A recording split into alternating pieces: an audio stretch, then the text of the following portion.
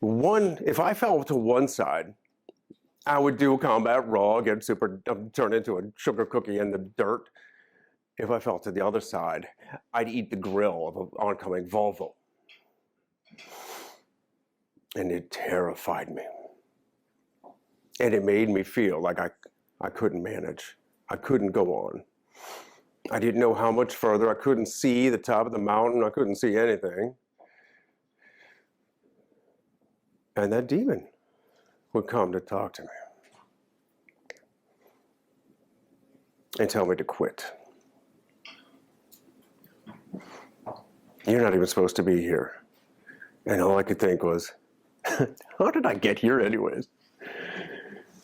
See, growing up, high school, college, you could best describe me as the all-American slacker. I had enough talent, natural ability, charisma to get by without a whole lot of effort and just get, B's and C's, right? BS the way through the rest. But when I got to college, everybody was quickly passing me by. Everybody who knew how to work hard had that thing called work ethic. So after a few semesters and gaining that freshman 50, I decided to change course. I joined the Navy. I became a cook. Eventually, while stationed in Italy, worked my way up to becoming the personal chef of a 3-star admiral, the commander of the 6th Fleet. And I tell you what, I got to cook for the admiral and his top brass, hang up my uniform after lunchtime and go become an Italian, travel all over Italy, experiencing the cuisine and the culture and traveling to other places in Europe, France, Germany, Malta. And even while on duty aboard the ship, we would pull into ports all around the Mediterranean. Hardship duty, it was not. But this was the early 2000s, and we found ourselves in 2 wars all of a sudden. I joined in '99. So I joined in a time of peace, and all of a sudden, we're fighting 2 wars. But even though everybody's got an important role to play in the military, every job is important, I was a cook on board this ship in the middle of the Mediterranean, and I was watching Iraq and Afghanistan happen on the television, Fox and CNN.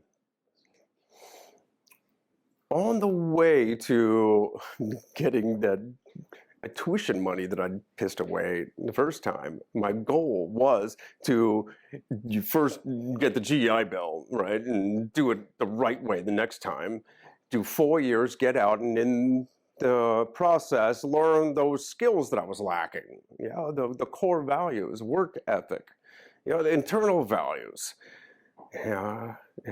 pride and accomplishment and setting goals and actually following through. The only problem was I picked up some external values like, pride in one's duty, selfless service, teamwork, and leadership. And I really enjoyed being in the military. And while these wars were rolling out, and I felt a calling for something different, something more. I wanted to provide more of a service, given my talents and abilities and the skills I'd picked up along the way. I wanted to play a larger role in the effort.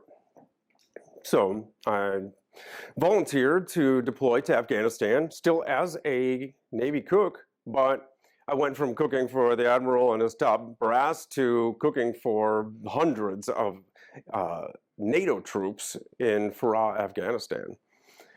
And that's when I met a couple of EOD technicians, explosive ordnance disposal, the military's bomb squad. They had their armored truck out in the parking lot, and they had all their gear dumped out on the parking lot. They were doing maintenance checks and bomb suits, robots, checking all the batteries, making sure it was all clean so it would function when we needed it to. And it was like a cool guy garage sale.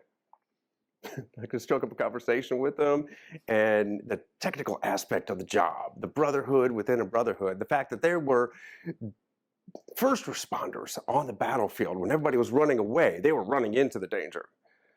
They're the guys that get in that spacesuit and go into imminent danger.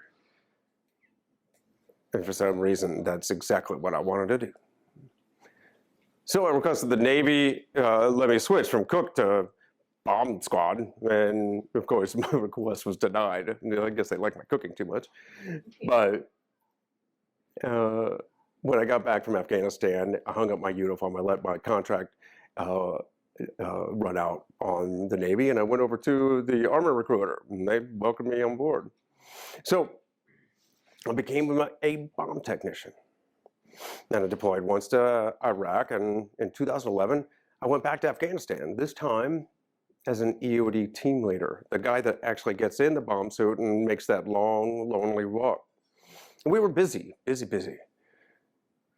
If you can imagine the meaning behind what one of my friends, another EOD technician, once said, every step on that battlefield, every step was a deliberate act.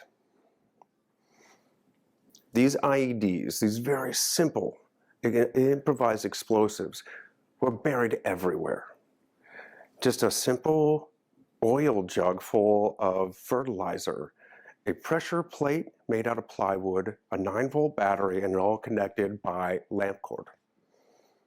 So simple, so rudimentary, and so effective against all of the technology and the training that we had. They just littered the place with them. So my team was busy every single day. And for 8 months out of a 12-month deployment, we were go, go, go. And then I got to do my 2 weeks of R&R, leave back to the United States. 2 weeks I got to see my firstborn turn 1. I got to witness the whole family get together for Thanksgiving, which I tell you what is one of my favorite holidays. For one, you get to gather every one of your favorite, most beloved people and the rest of your family, and tell them what you're grateful for, especially them. And two, you get the excuse to eat like an absolute glutton. But all of that was I call the best last page in the photo album. Because I soon was back in Afghanistan, and I threw my luggage back on the robot in the back of my armored truck with my team. My team picked me up from Kandahar airfield, and we jumped into a supply convoy to head out to our own battlefield, our AO. And along the way, that convoy commander said, EOD, we got something on the side of the road, need you to take a look. You ever seen that movie Clerks? I'm not even supposed to be here today. I'm not on duty. I'm just, a hitchhiker. I'm a tag along on this convoy. But nobody's going to expect the quick reaction force to come from the closest base when you got an EOD team right in the convoy with you.